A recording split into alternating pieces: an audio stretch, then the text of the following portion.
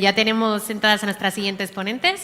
Esta cuarta sesión de la mañana tiene el nombre de Derecho y Trabajo Social. ¿De qué forma pueden ayudarnos? Y será mi compañera Leles la que lo va a presentar, que estamos encantadas de que estén aquí con nosotras. Hola, Marta. ¿Qué tal? Trabajadora social. Yo creo que uno de los puestos más desconocidos por parte de los pacientes de cáncer de pulmón. Esto ya lo he dicho el año pasado en el foro nuestro y en otros foros. La gente no sabe que existís. Que existís, sí. Que les podéis ayudar, no. Exactamente. Y Ana, abogada laboralista, experta en derecho laboral, que nos va a ayudar un poco a hablar de la otra parte de los pacientes de cáncer de pulmón. Cuando te diagnostican cáncer de pulmón, no solamente afecta a tu vida familiar y sociosanitaria, sino que afecta normalmente a tu vida laboral y económica. Y tenemos unos derechos y tenemos unas posibilidades de tener cosas. Y también hay mucha gente que lo desconoce. Sí. Entonces, vamos a hablar un poquito de eso. Cuando llega el diagnóstico de cáncer de pulmón no solo aparecen dudas médicas, porque es importante contar con el apoyo en el ámbito del trabajo social o el derecho. Empiezo yo si quieres. Marta. Bueno, muchas gracias, lo primero, por invitarme a este congreso, ¿vale? ¿Por qué es importante? A ver, el trabajo social sanitario, que estamos presentes tanto en hospitales como en atención primaria, acogemos y acompañamos a los pacientes que están en una situación, ¿no?, de, por ejemplo, cáncer de pulmón. Lo que hacemos nosotras es un diagnóstico social sanitario. ¿Y esto qué es? Pues es ver qué factores individuales, familiares y también sociales le están influyendo a esa persona en su proceso de enfermedad, ¿no?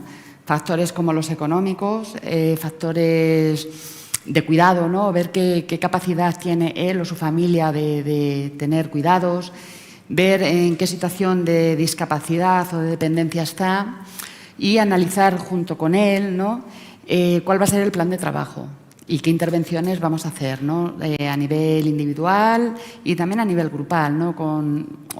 Sí que les acercamos mucho a las asociaciones de pacientes porque ahí encuentran pues, mucha acogida y bueno, pues participan en talleres o en otras cuestiones que son importantes, ¿no? También quiero, como mi compañera de panel, felicitar a los organizadores y invitar por haberme invitado de nuevo. Y siento que el tiempo pasa volando, porque hace nada estaba con vosotras dos. Totalmente. Así que nada. Bueno, yo vengo como la técnica legal aquí a este foro tan importante.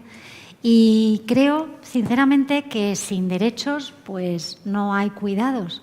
Y hay una gran conexión directa entre la seguridad jurídica, los derechos que reconocen las leyes, tanto a los pacientes como a los familiares y a los cuidadores de los pacientes oncológicos, con la recuperación, con la salud. Tiene un impacto directo. Así que, por tanto, creo que es necesario que la gente no tenga miedo cuando está pasando por la enfermedad y, sobre todo, los familiares no tengan reparos en consultar a técnicos legales, es decir, a profesionales del derecho, sobre qué derechos les asisten, porque hay muchos derechos, cada vez más en estos últimos años. Además, hablaremos de ello. Y es importante que no se centren en preocupaciones que pueden hacer otras personas por ellos. Muchas gracias. Queremos hacerte una pregunta, Marta, relacionado con la esfera económica. Sabemos que el impacto del cáncer de pulmón puede afectar a esta esfera económica, tanto de pacientes como familiares. De hecho, en un estudio realizado por Lung Cancer Europe, señaló que el 66% de las personas afectadas por cáncer de pulmón en Europa había experimentado dificultades económicas a raíz del diagnóstico. Y queríamos conocer, Marta, qué tipo de apoyos o recursos existen en el sistema para poder aliviar esa carga económica. Vale. Lo primero que hacemos, como os comentaba antes, es una valoración de la situación del paciente, en este caso económica, ¿vale?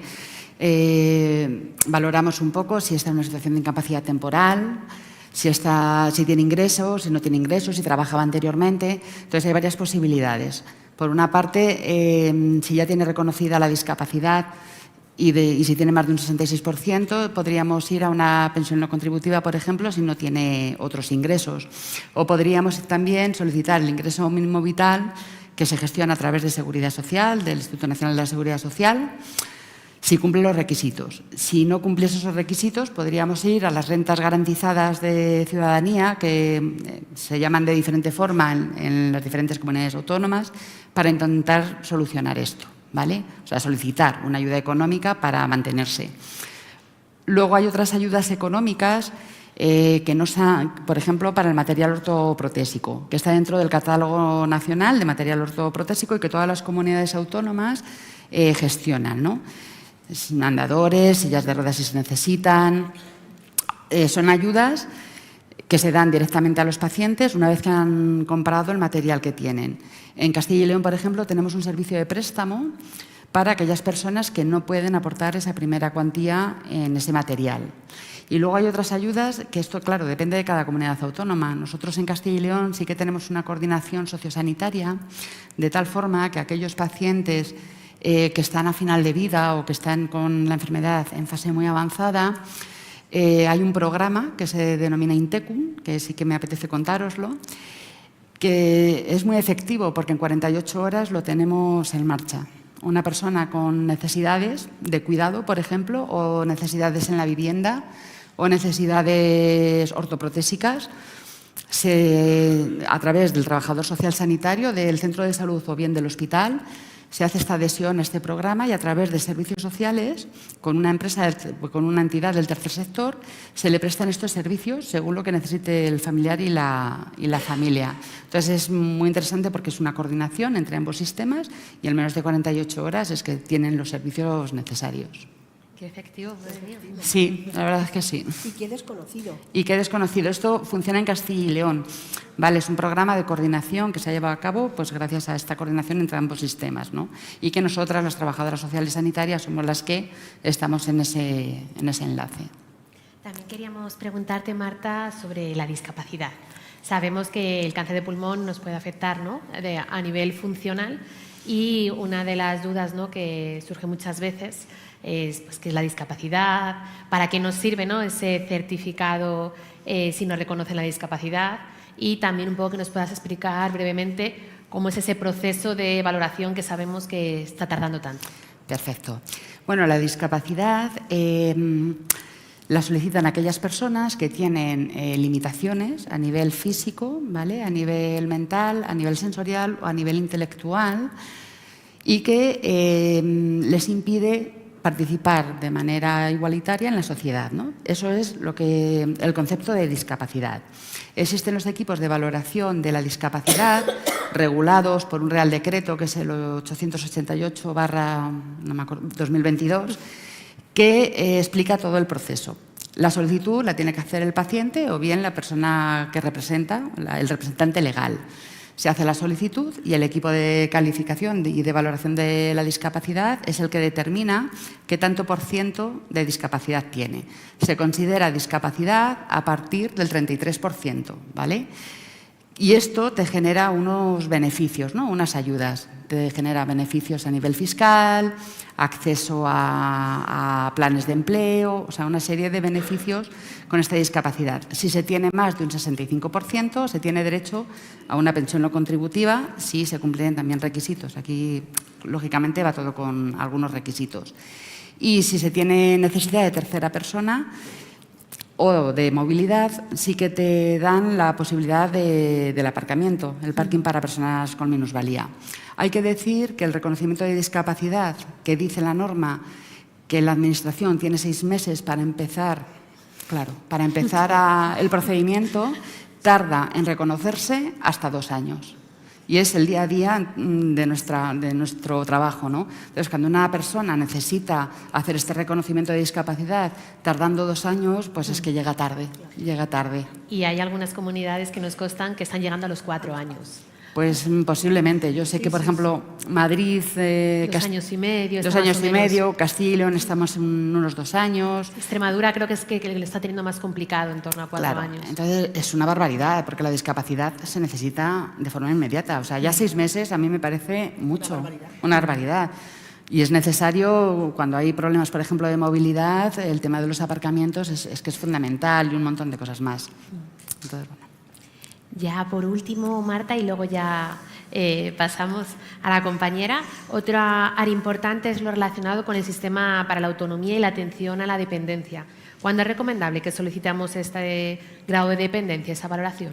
Pues la dependencia es aquel reconocimiento que se hace, ¿vale?, para cuando una persona necesita apoyo en sus actividades de la vida diaria. Entonces, cuando una persona empieza a necesitar cualquier apoyo, es recomendable solicitar la dependencia.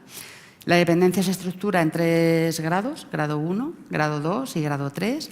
Grado 1 es cuando se necesita ayuda para las actividades básicas de la vida diaria alguna vez al día.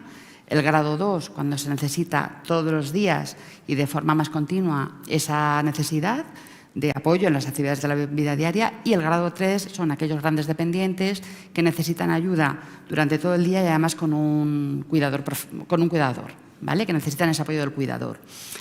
La ley de dependencia reconoce servicios y prestaciones a partir del grado 1, ¿vale? Lo que diferencia son las cuantías de un grado a otro. Puede haber servicios como el servicio de ayuda a domicilio, la teleasistencia, el acceso a centros de día o a centros residenciales. También hay ayudas vinculadas al servicio, que lo que hacen es te dan una ayuda para contratar tú de forma privada aquellos servicios que de manera pública no se consiguen, ¿vale? Y luego está una ayuda que es excepcional, aunque se usa bastante, de cuidados en el entorno familiar, que es aquella ayuda que se da cuando hay un cuidador no profesional, ¿vale?, que suele ser familiar, que está cuidando al paciente. Muchas gracias. Ana, ahora voy a por ti. Cuando nos diagnostican un cáncer de pulmón, normalmente tenemos que, si no abandonar, sí detener nuestra actividad profesional. Entonces, cuéntanos muy a grandes rasgos, ¿vale? Sí. ¿Qué incapacidades hay y cuál es la más habitual o cuál es el camino más habitual en el cáncer de pulmón? Bueno, efectivamente, cuando un paciente, pues, por el tratamiento le dan la baja médica, e inmediatamente se inicia un procedimiento en la Seguridad Social que es la incapacidad temporal. La incapacidad temporal puede durar en torno a 1 año, año y medio y ya se agota. Normalmente con enfermedades de cáncer de pulmón no llega a agotarse porque la Seguridad Social promueve el expediente de incapacidad permanente, a veces no, hay que agotar hasta que finaliza la IT, la incapacidad temporal, y entonces ya se inicia un expediente de incapacidad permanente, que son cosas totalmente distintas, trámites distintos, uno es más sencillo y otro es más complejo, ¿no? La incapacidad permanente, porque la cobertura pública es mayor, evidentemente. Entonces luego, en la incapacidad temporal, que es la primera fase de este procedimiento de resorte social, por decirlo de alguna manera, puede tener un origen común o incluso, a veces, aunque es muy residual en cáncer de pulmón, tener un origen profesional, ¿no?, que sea motivado, sea causado exclusivamente por el trabajo. Y si es así, entonces estaríamos hablando de otro tipo de subsidio económico que paga la Seguridad Social, mucho mayor que si es por contingencia común, que suele ser la mayoría de los casos. Entonces, como digo, reconocida ya la incapacidad permanente, la Administración de la Seguridad Social, que en este caso es el INS, te determina el grado. Dentro de la incapacidad permanente hay varios grados. Entonces, con cáncer de pulmón normalmente nos movemos en la incapacidad permanente absoluta o la total, pero sobre todo la absoluta, que es para todo tipo de profesión y trabajo. Si la resolución de la Administración deniega, no digo ya la incapacidad, sino el grado, puedes recurrir. Hay un resorte que es un recurso administrativo y si aún así no prosperase, puedes acudir a la jurisdicción social para reclamar tus derechos. Y eso es básicamente lo que tiene que ver con la incapacidad, yo creo, así resumidamente. Sí, sí. Y ahora hablabas de derechos. Sí. ¿Qué derechos y obligaciones tenemos cuando estamos de baja? Que tenemos las dos cosas, derechos y obligaciones. Sí. Vamos a empezar por lo bonito, por los derechos. Pues cuando una persona está de baja médica por enfermedad oncológica no puede ser despedido. Y parece una cosa como muy de cajón. Pues hasta hace bien poco no estaba en la norma. Y ya tenemos una ley muy clara en el año 2022 que introdujo como un factor de discriminación el estado de salud de los trabajadores. Y esta ley está todos los días en los tribunales. Entonces, que sepáis que no podéis ser despedidos. Eso es muy importante. Pero también se te reserva el puesto de trabajo. Por lo tanto, durante esa fase de baja, de interrupción, tu contrato está en suspensión, tú tienes reservado tu puesto de trabajo. Y eso significa que cuando estés mejor y te puedas incorporar, pues tendrás tu puesto esperándote. Y eso es también muy importante para el paciente, ¿no? Es una tranquilidad. Otra cosa muy importante que quiero comentar aquí es una gran reforma que se ha producido hace muy poco, también en el Estatuto de los Trabajadores, y es que cuando le reconocen la incapacidad permanente, antes se extinguía el contrato de trabajo de manera automática al trabajador y le recibía una carta y se le extinguía el contrato, ¿no? De alguna manera el trabajador se quedaba ahí sin nada, se quedaba ahí pues, esperando a ver si se podía jubilar o vete tú a saber. Ahora no.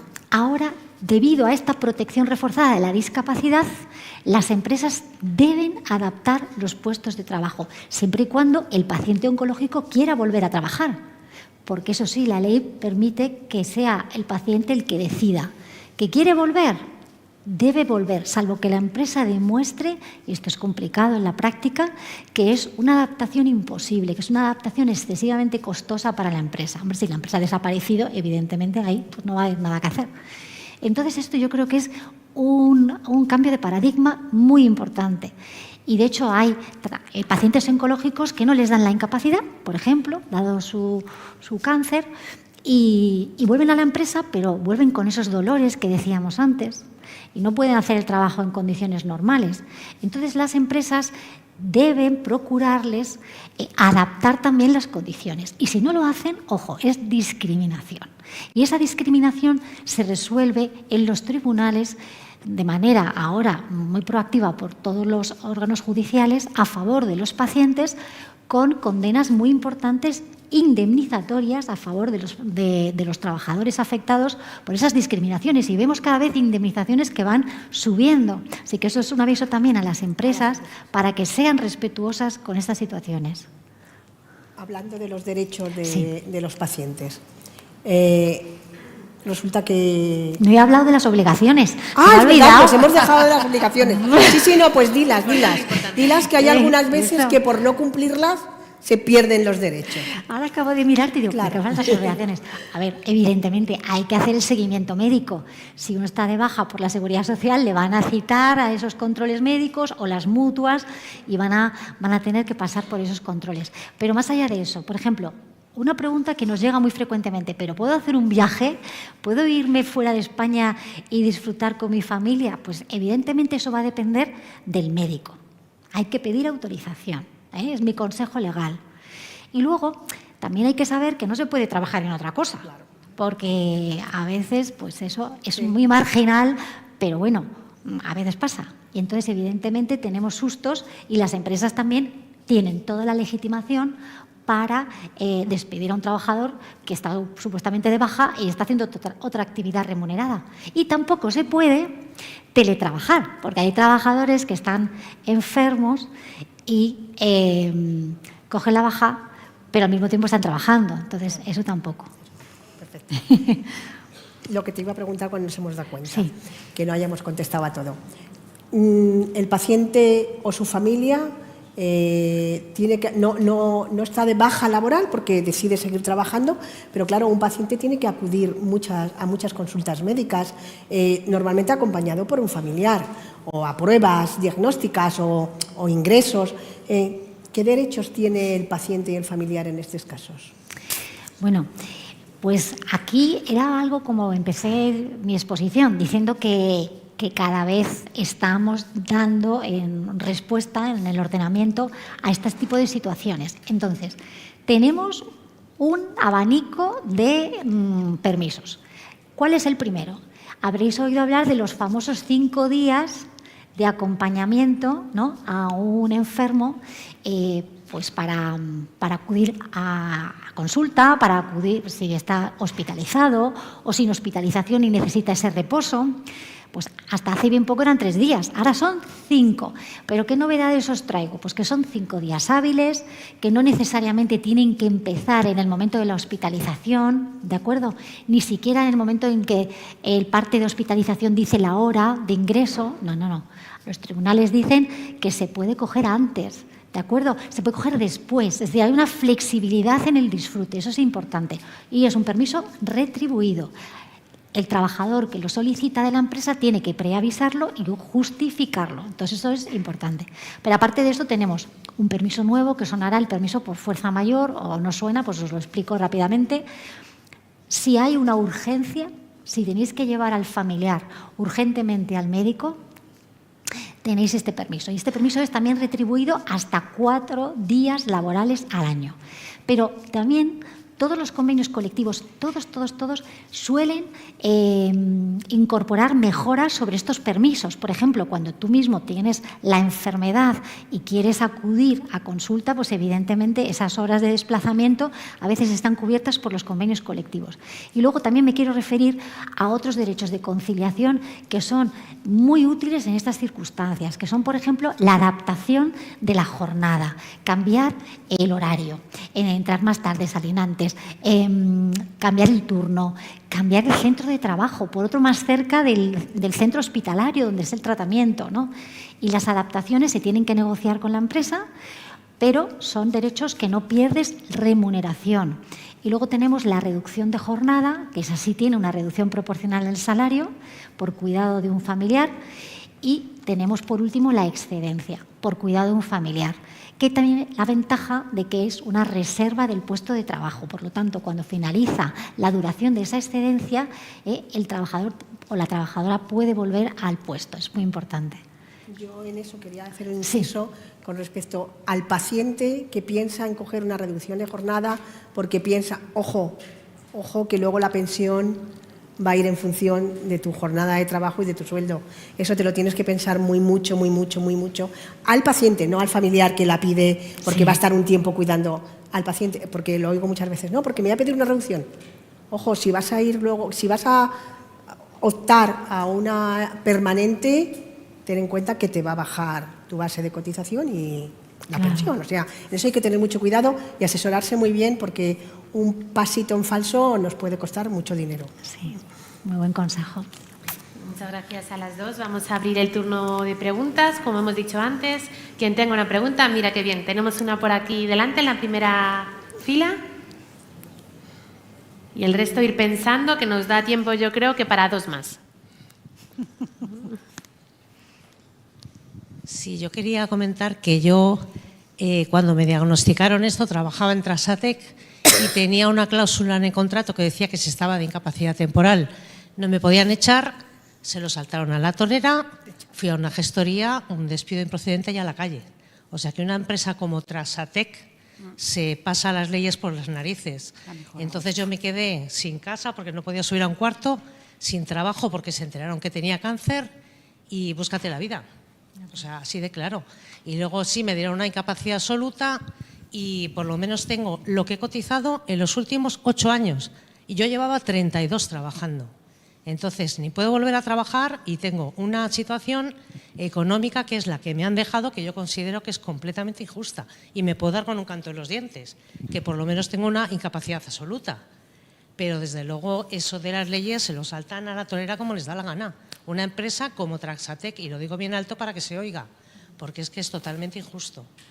Entonces, tienes cáncer, se enteran, a la calle y búscate la vida.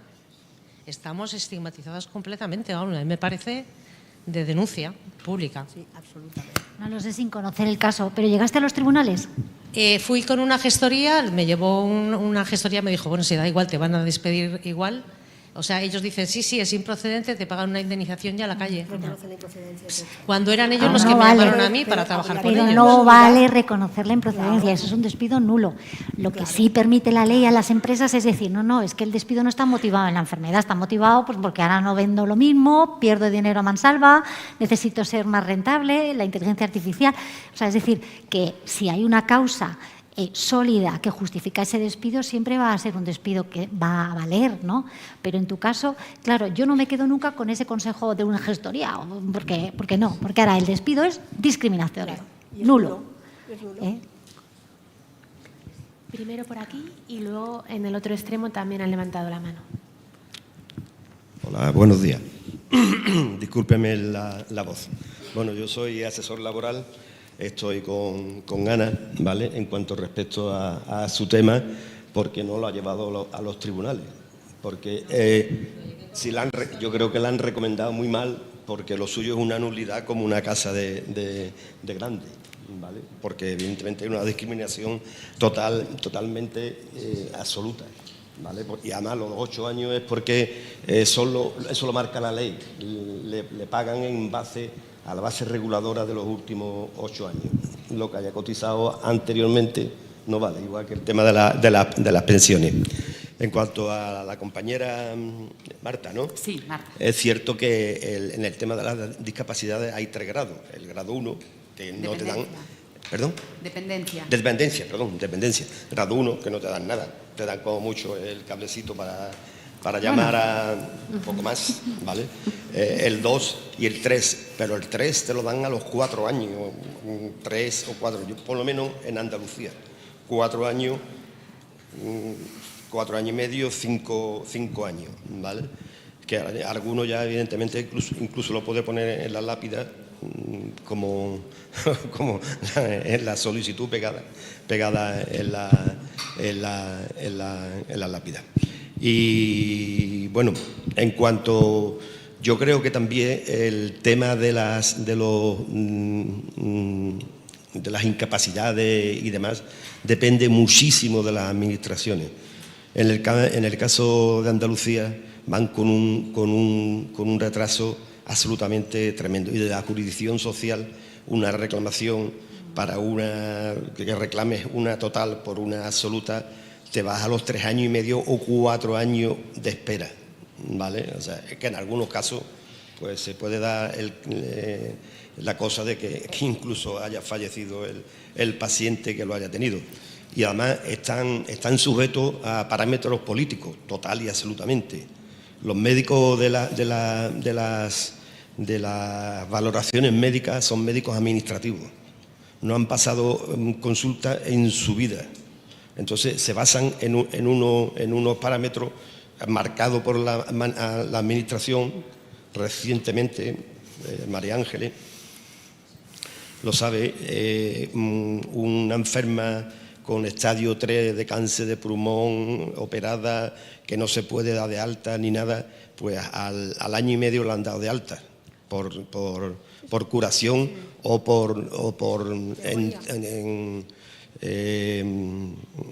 entendiendo que tenía capacidad de trabajar. Esta señora habría que verla cómo estaba. O sea, en un estadio 3, el estadio 1 no te dan nada, el 2 es posible que te den una total, el 3 tiene casi seguro una absoluta, el 4 no hay, si no te lo dan en el 4 ya, pues entonces apaga y vámonos.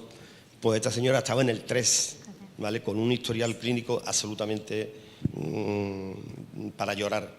Pues le dieron el alta, simple y llanamente porque el tribunal médico, el médico de valoración que la ve, que ni siquiera la vio, que se informan, teóricamente tienen acceso al historial clínico de los trabajadores, pues la dio de alta, punto, y se acabó, sin pasarla siquiera.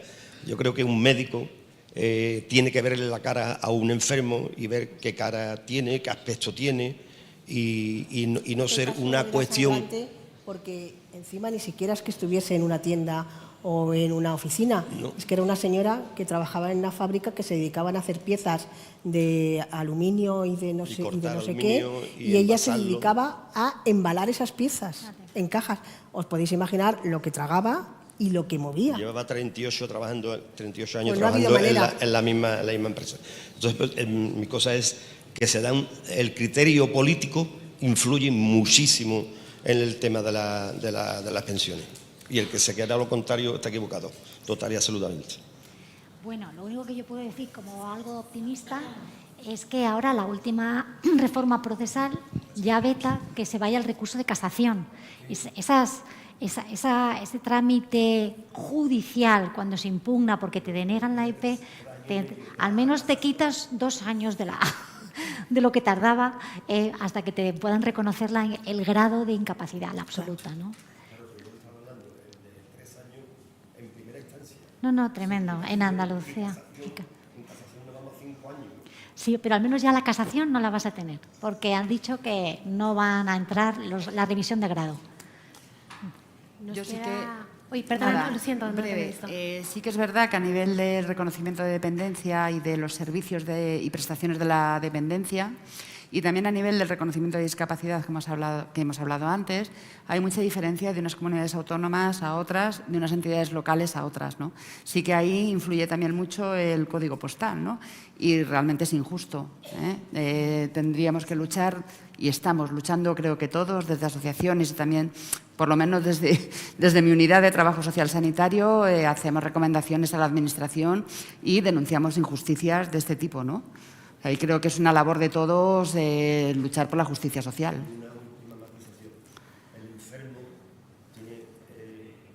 No, un momentito, cariño, no tienes micrófono. No tienes micrófono. No te están oyendo ni en streaming ni en la sala. Muy breve, Pero por muy favor, breve, que ya estamos fuera de tiempo, Juan. Tenemos una pregunta en streaming y luego la de Vale, la... vale. Sí, vale. Nada. Pues vamos a pasar una pregunta del streaming y luego terminamos con la tuya, que has levantado antes la mano, que ya va entrando el hambre. Es que en este caso no es una pregunta streaming, es por WhatsApp. Así Ah, que WhatsApp, hay que mira, darle también válido, cabida. sí. Y bueno, a ver si sirve, yo creo que va más para Ana. Bueno, sí, pregunta para Ana Gómez. Mi situación actual es que estoy de baja y en mi profesión, notaría, se indica, el notario se jubila en 1 año. ¿Qué ocurre conmigo cuando se jubile y yo sigo de baja? Buena pregunta. Bueno, la jubilación del notario previsiblemente va a dar lugar, porque los notarios son como personas físicas, o sea, no tienen sus sociedades, a la extinción del contrato de trabajo. Entonces, cuando una persona está de baja y cesa su contrato de trabajo, pasa a percibir la prestación por desempleo. Así que eso es lo que previsiblemente va a ocurrir a través de la mutua. Muchas gracias. Una última pregunta y ya pasamos a las conclusiones. Hola, buenos días a todos. Un poco en la línea de ella, lo que hablabais, que muchas gracias porque este tipo de momentos son muy necesarios. A mí me hubiera venido genial hace 1 año, porque ha sido un año muy complicado y de ir resolviendo y tapando como fuegos, ¿no? Entonces, a mí he sufrido bastante discriminación con el tema laboral, ya de base que sea una enfermedad común, o sea, una baja por enfermedad común equiparada a una gripe o una gastroenteritis, lo vamos a dejar estar. Y entonces, en mi caso, y agradezco a la ECAP que gracias al abogado y por mediación de Nati, pues he ganado a mi empresa, en el sentido de que a mí me daba en la nariz el sexto sentido de las mujeres que hablan, que me estaban pagando mal, y me recomendaron que les demandara porque efectivamente me estaban pagando mal, y me ha dado la razón Inspección de Trabajo. Evidentemente el dinero me ha venido genial porque ha sido un año muy duro, que económicamente he vendido coche, me estaba planteando hasta cambio de vivienda y demás por regularizar, por no seguir entrando en el pozo, en paralelo a la preocupación de la enfermedad, que en mi caso, aunque era una recaída, está saliendo todo muy bien. Perdón que se me ha ido el hilo conductor. Digamos que la satisfacción del dinero fenomenal, pero haber leído la carta de que, oye, que les ha tocado la puerta y que no son impunes, eso es una satisfacción que no la paga el dinero. Entonces agradezco a la asociación. Tendrían que dar más a conocer, por ejemplo, el tema del trabajo social. Desconocía totalmente, me hubiera venido genial porque me hubieran aconsejado hacia dónde tenía que tirar, y creo que es muy necesario porque, claro, no tenemos ni idea, cada uno tiene idea de sus cosas. Y luego, ya para terminar, que siempre digo que tenemos que tener un abogado siempre cerca en la familia porque ahí ven lo que los demás no vemos, como simples mortales. Muchas gracias. Muchas gracias. Pues vamos a ir concluyendo ya, ¿verdad? Sí. Bueno, muchas gracias a las dos por habernos acompañado. Y bueno, junto con mi compañera Leles vamos a proceder a la conclusión de esta primera parte del Congreso.